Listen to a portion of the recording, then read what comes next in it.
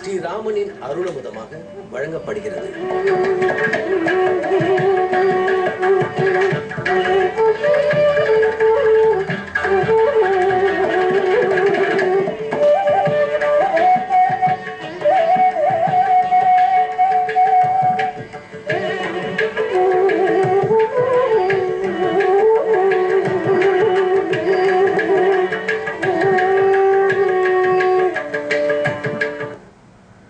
श्रीवत्सचिह्न मिश्रेभ्यो नमवुक्ति मधीमहि यदुक्तयस्त्रयी कंठे यान्ति मंगलसूत्रताम.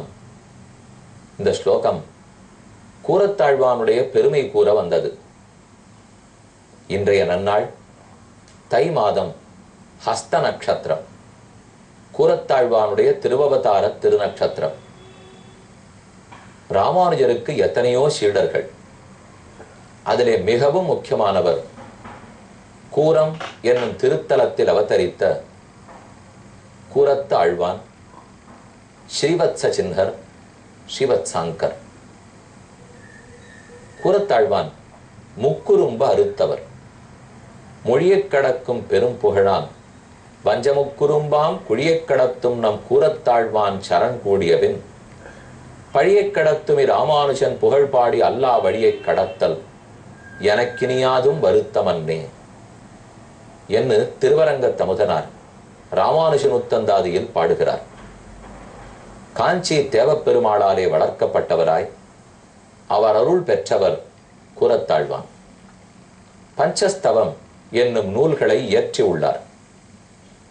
அதிமானுஷஸ்தவம், ஸ்ரீ வைகுண்டஸ்தவம், சுந்தரபாகுஸ்தவம், வரதராஜஸ்தவம், ஸ்ரீஸ்தவம் என்று 5 துதி நூல்களை பெருமானை குறித்து எழுதியுள்ளார்.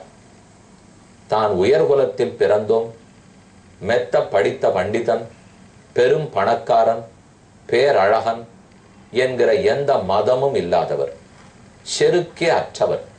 அதனால தான் முக்குறும்பாகிற வித்யாமதம், தனமதம், ஆபிஜாத்திய மதம் என்கிற 3 மதங்களையும் அறுத்தவர், கழித்தவர். இன்றைய நன்னாள் அவருடைய திருவவதார நட்சத்திர நன்னாளாய் இருக்கிறபடியால் கூரத்தில் அவரை தரிசித்து ஆசிரிமா அவருக்கு பல்லாண்டு பாடி அவர் நமக்கு பண்ணிருக்கிற பேர் உதவிகளை ஒரு கணம் நினைத்துக் கொள்ளுவோம். சில ஆண்டுகள் முன்பாக இவர் அவதரித்த 1000 ஆண்டுகள் நிறைவேறின. வெகு விரைவில் 2017 ஆண்டில் ராமானுஜர் அவதரித்த 1000 ஆண்டுகள் நிறைவேறப் போகின்றன. 2 ஆண்டுகளுக்கு முன்பாக திருக்கச்சி நம்பிகள் அவதரித்தும் 1000 ஆண்டுகள் நிறைவேறின. இப்படி 1000கள் வரலாம் போகலாம். ஆனால் நாம் செய்ய வேண்டியது அவர்கள் காட்டிய உயர்ந்த பாதையில் பின்தொடர்ந்து நடப்பது, அவர்கள் செய்த உபதேசங்களை கடைப்பிடிப்பது. கூரத்தாழ்வான வணங்கி அவரிடத்தில் விடை பெற்று கொண்டு அடுத்தது பெங்களூரு பட்டணத்திலே நாம் எத்தனையோ ஹனுமான்கள், ராமர்கள் ஆகியவர்களையெல்லாம் சேவித்தோம் அல்லவா? அந்த பட்டணத்திலிருந்து திரும்ப சென்னை பட்டணத்தை அடைந்துள்ளோம். சென்னை கருகிலேயே இருக்கும் பெருமுடிவாக்கம், அங்கே இருக்கும் ராமரின் ஆலயம். நேற்று நாம் இந்த ஆலயத்தின் வெளிப்புறத்தை எல்லாம் தரிசித்துக் கொண்டோம். இனி ஆலயத்தின் உள்ளே தனியாக அமைந்திருக்கும் ஹனுமான் சந்நிதியை வணங்குவோம், ஆஞ்சநேயரை வணங்கிக் கொள்வோம். இங்கே ஆஞ்சநேயர் கைகூப்பின திருக்கோலத்தோடே ராமனையே வணங்கிக் கொண்டு எழுந்தருளி இருக்கிறார். வேதவேத்தே பரே பும்சி ஜாதே தசரதாத்மஜே வேத பிராச்சேதசாத் ஆசீத் சாக்ஷாத் ராமாயணாத்மனான்னு சொல்லுவார்கள். வேதமேதான் ராமாயணமாக பிறந்தது. அந்த வேதத்தை சந்தேகத்துக்கிடமில்லாமல் கற்றவரான ஆஞ்சநேயர் ராமாயணத்தையே தன் வாயில் எப்போதும் ஓதிக்கொண்டு எழுந்தருளி இருக்கிறார். தனிக்கோயிலில் உள்ளார், வாயிலிலும் உள்ளார், ராமலட்சுமணர் சீதைக்கு அருகிலேயும் எழுந்தருளி உள்ளார். இன்று நாம் பெருமுடிவாக்கத்தில் உள்ள ராமசுவாமி ஆலயத்தின் ஆஞ்சநேயரை வணங்கிக் கொள்ளுகிறோம். இனி அடுத்த சர்க்கத்தின் கருத்தை பார்ப்போம். நாம் கீழ் சர்க்கத்தில், அதாவது 52வது சர்க்கத்திலே ராமனும் லக்ஷ்மணனும் சீதையும் கங்கையை கடந்தார்கள், காட்டில் இறங்கினார்கள்னு பார்த்தோம். நடுவே கடந்த நாள் குஹப்படலத்தை கம்பராமாயணத்தின்படியும் பார்த்து விட்டோம். இனி இறங்கி நடக்கும்போது முதல் நாள் இரவு கங்கையை தாண்டியாகிவிட்டது. குஹனை திரும்ப அனுப்பிவிட்டான். கங்கையில் ஏறுவதற்கு முன்பாகவே சுமந்திரனை திரும்பி அனுப்பிவிட்டான். இப்போது ராமனும் சீதையும் லக்ஷ்மணனும் மட்டுமே, வேறாரும் இவர்களோடே கிடையாது. முதல் நாள் இரவு ராமன் தங்கப் போகிறான். 53வது சர்க்கம். சதம் விருக்ஷம் சமாசாத்திய சந்தியாமன்வாஸ்ய பశ్చిமாம் ராமோ ரமயதாம் ஸ்ரேஷ்ட இதிஹோவாச்ச லக்ஷ்மணம் அத்யேயம் பிரதமா ராத்திரி யாதா ஜனபதாத் பகிஹி யா சுமந்திரேண ரஹிதா தாம் நோத்கண்டித்து மர்கதி. லக்ஷ்மணா, இன்று பார்த்தாயா, இதுதான் முதல் இரவு. நாம் அனைவரையும் விட்டு தனியாக இருக்க போகிறோம். நம்மோட மக்களும் இல்லை, சுமந்திரனும் இல்லை, குஹனும் அருகில் இல்லை, யாரும் இல்லை. அத்யேயம் பிரதமா ராத்திரி ஜனபதாத் பகிஹி, நாம் அயோத்திக்கு வெளியே யாருமற்று தனித்து வாழப்போவது இப்போதுதான். ராத்திரிங் கதஞ்சி தேவேமாம் சௌமித்ரே வர்த்தயாமகே அபர்வதாமகே அபவர்த்தாமகே பூமா வாஸ்தீர்ய ஸ்வயம் அர்ஜிதைஹி சது சம்பிஷ்ய மேதின்யாம் மகார்க சயனோசிதா இமாக சௌமித்ரயே ராமஹ வியாஜஹார கதா சுபாக. இன்று இரவு இவ்விடத்தில் கழிப்போம். புல் எங்கெங்கு முளைத்திருக்குமோ அதை கொண்டு வந்து இந்த இடத்தில் பரப்பு. புல்லுக்கு மேலே நாம் படுத்துக் கொள்ளுவோம் என்று சொல்லி ராமனும் சீதையும் சயனித்தார்கள். ராமன் கூறுகிறான், இனி சீதையை காப்பாற்ற வேண்டியது நம் இருவரின் பொறுப்பு. காடு மிக இனிமையானதுதான், ஆனால் அதை இனிமையாக எடுத்துக்கொள்ளுவதற்கு இனிமையானது. ஆனால் நாம் அதற்கண்டு பயப்பட்டோமானால் அது இனிமையாக இருக்காது, நமக்கு சந்தோஷத்தையும் கொடுக்காது. நாம் இந்த இயற்கையோடு ஒன்றி வாழ கற்றுக்கொள்ள வேண்டும். நாமோ நாட்டில் வாழ்ந்து பழக்கப்பட்டவர்கள். இப்போது முதல் முறை காட்டை அடைந்துள்ளோம். கிருத்தகாமாது கைகேயி துஷ்டா பவித்து மருகதி. சீதை படுத்தாள், உறங்கத் தொடங்கினாள். ஆனால் ராமன் உறங்காமல் படுக்கையிலேயே அமர்ந்து கொண்டு அருகில் இருந்த லக்ஷ்மணனோடு பேசுகிறான். கைகேயி நினைத்ததை நடத்தி முடித்து விட்டாள். லக்ஷ்மணா, அதை பற்றி எனக்கு வருத்தம் இல்லை. ஆனால் அதனால் எத்தனை அனர்த்தங்கள் ஏற்படுகின்றன பார்.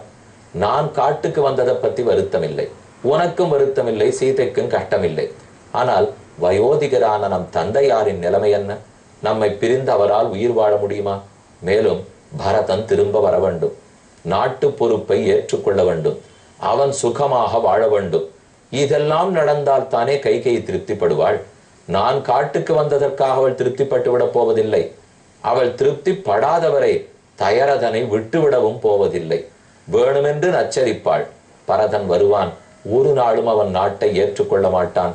பரதனை பற்றி எனக்கு தெரியும். நான் இப்போது தெய்வங்களை வேண்டுகிறேன். பரதன் மனம் வாரி என்னிடத்தில் வெறுப்போடே என்னை வெறுத்து நாட்டை ஏற்றுக்கொள்ளட்டும். லக்ஷ்மணன் கேட்கிறான், என்ன ராமா இப்படி வேண்டிக் கொள்கிறாய்? லக்ஷ்மணா, அது நடந்தால் தான் நம் தந்தையார் தப்பிப்பார். பரதன் நாட்டை ஏற்றுக்கொள்ளாவிட்டால் கைகை பேசாமல் இருப்படா. ஒருபுறம் வரத்தை கொடுத்து ராமனை அனுப்புகிறா போரை அனுப்பிவிட்டு மறுபுறம் குழந்தையும் கிள்ளி தொட்டிலையும் ஆட்டு விடுவதுன்னு கூறுகிறோமே, அதை போல தசரதரே, நீரே பரதனை தூண்டிவிட்டு நாட்டை ஏற்றுக்கொள்ள வேண்டாம் என்று சொன்னீரா என்று மறுபடியும் அவனைத்தான் நச்சரிப்பாள். என் தந்தையாருக்கு மனசாந்தியே ஏற்படாது. ஆகையால் வேண்டுகிறேன், பரதனாவது நாட்டை ஏற்றுக்கொள்ளட்டும். த்ருவமத்திய மகாராஜா துக்கம் ஸ்வவிதி லக்ஷ்மண அபிச்ச சவச்சேத் பிராணான் திருஷ்டுவா பரதமாகதம் கிங்கரிஷ்யதி காமாத்மா கைகேய்யா வசமாகதா அநாதஸ்சகி விருத்தஸ்ச மயா செய்வ வினாகிருதா. நானும் இல்லை, கைகேயின் துன்பத்துக்கு ஆளாயிருக்கிறார். அநாதைய போல துடிப்பார், வயோதிகர். இப்படி இருக்கிற தசரதனை யார் காக்க போகிறார்கள்? இதம் வியசனமாலோக்கிய ராஜ்ஞச்ச மதிவிப்ரமம் காமயேவார்த்த தர்மாபியாம் கரியானிதி மேமதி சந்தானுவர்த்தினம் புத்திரம் தாத்தோமாமிவ லக்ஷ்மண முதிதான் கோசலானேகோ யோகோக்ஷத்யதிராஜவது. சரி, பரதன் தான் நாட்டுக்கு திரும்ப வந்த விற்பாடு நிம்மதியாக இருக்க முடியும் நினைக்கிறாயா? அவனுக்கோ ஒரு புறம் என்னை விட்டு பிரிந்திருக்கவே தெரியாது. அவன் பண்ண ஒரே தவறு தன் மாமன் வீட்டுக்கு சென்றது. அதற்காக பெரும் விலை கொடுத்து விட்டான் பரதன். திரும்ப வரப்போகிறான், என்னை தவிர்ந்து வாழத் தெரியாது. மற்றொன்று, அவனுக்கு குற்ற உணர்வு வாராமல் இருக்க வேண்டுமே. தன்னால் தான் தன் தாயால் தான் ராமன் காட்டுக்கேகினான். நொந்து நொந்து போவான் பரதன். அவன் ஓர்புறன் தன் தாயை சமாதானப்படுத்துவானா?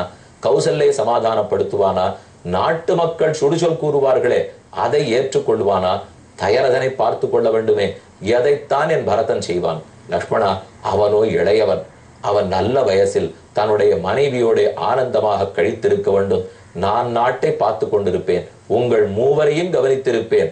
எனக்கு பொறுப்பு பழகினது லக்ஷ்மணா, அது புதியதல்ல. ஆனால் நீங்களெல்லாம் குழந்தைகளை போலே அப்படித்தானே நீங்கள் வளர்க்கப்பட்டிருக்கிறீர்கள். அப்படி இருக்கிறச்சே நீங்கள் தவிக்க நான் காட்டில் நிம்மதியாக இருப்பேன் என்றா நினைக்கிறாய்? ஒரு புறத்தில் ராமனுக்கு பொறுப்புணர்வு, மற்றொரு புறத்தில் அதே பொறுப்புணர்வு தந்தையின் மந்திரத்தை காக்க வேண்டுமே, அவர் நரகத்துக்கு போய்விடக் கூடாதே. அதனால் தான் காட்டுக்கேகி இருக்கிறான். ஆனா மனமோ கிடந்து அடித்து கொள்ளுகிறது. பரதன் என்ன செய்வானோ என்ன செய்வானோண்டு இப்படி எப்புறமும் போக மாட்டாமல் அர்த்ததௌமௌ பரித்யஜ்ய யக்காமம் அனுவர்த்ததே ஏவம் ஆபத்யதே க்ஷிப்ரம் ராஜா தசரதோ யதா அயோத்யாமித ஏவத்வம் காலே பிரவிஷ லக்ஷ்மண அகமேகோ கமிஷ்யாமி சீதையா சக தண்டகான் அநாதாயாகி நாதஸ்துவம் கௌசல்யாயா பவிஷ்யசி. இப்படி பேசிக்கொண்டே வருத்தப்பட்டு கொண்டு வந்த ராமன் திடீரென்று இடி விழுந்தா போலே ஒரு வார்த்தை கூறினான். லக்ஷ்மணா, இதெல்லாம் ஏன் பேசி புலம்புகிறேன் என்று நினைக்கிறாயா?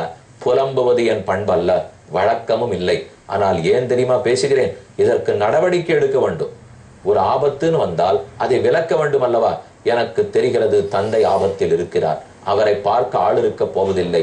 கைகேயி பரதனுக்கு பட்டங்கட்டும் வரை தந்தையை வெறுமனே விட மாட்டாள். ஆகையால் தந்தை துன்பத்தில் இருக்கிறார். லக்ஷ்மணா, ஒன்னு கூறட்டுமா? நான் தனித்து சீதையோட காட்டுக்கு ஏகுகிறேன். நீ இப்போதே திரும்ப ராஜ்யத்தை அடைவாய். மறுபடியும் பழைய பேச்சை பேச ஆரம்பித்தான் ராமன். இது நாள் வரை வந்தது இருக்கட்டும். சட்டென்று லக்ஷ்மணனை பார்த்து அயோத்தியாம் இதயேவத்வம் காலே பிரவிஷ லக்ஷ்மண.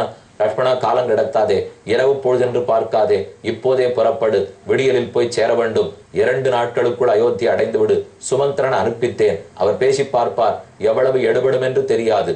அகமேகோ கமிஷ்யாமி சகமேகா, நான் தனித்து சீதையோட தண்டகாரண்யத்தில் புகுகிறேன். அநாதாயாகி நாதஸ்துவம் கௌசல்யாயா பவிஷ்யசி. நீ திரும்ப போ. அநாதர்களாக துன்பப்படும் கௌசல்யக்கும் தசரதனுக்கும் ஆறுதல் சொல். நாட்டை பார்த்துக்கொள். க்ஷுத்ர கர்மாகி கைகேயி துவேஷாதன்யாயம் ஆச்சரேத் நூனன் ஜாத்யந்தரேதாத ஸ்துதபுத்ரை வியோஜிதா ஏகோஹ்யஹம் அயோத்யாஞ்ச பிருத்திவீஞ்சாபி லக்ஷ்மண தரேயமிஷபிः க்ருத்தः நனு வீர்யம் அகாரணம். லக்ஷ்மணா, என்னை யார் காப்பார்கள்னு யோசிக்கிறாயா? கவலை வேண்டாம். நான் தனித்து உலகத்தை எதிர்கொள்ள வல்லவன். நமக்கு இருக்கும் சக்தியால் கந்தர்வர்கள், கிண்ணறர்கள், ராட்சசர்கள், அசுரர்கள், துஷ்ட மிருகங்கள் ஏதுவாக இருந்தாலும் பிசாச்சான், தானவான், யக்ஷான், பிருத்திவ்யான் செய்வ ராட்சசான் அனைத்தையும் இந்த ஒருவில் நாம் கையில் பிடித்திருக்கும் கோதண்டம் சார்ங்கத்தாலே தாங்கி விடுவேன். லக்ஷ்மணா, கவலைப்படாதே. ஆகையால் கூறுகிறேன், இப்போதே புறப்படு. திரும்ப நாட்டுக்கு போ. நான் என்னை சமாளித்துக் கொள்ளுகிறேன்.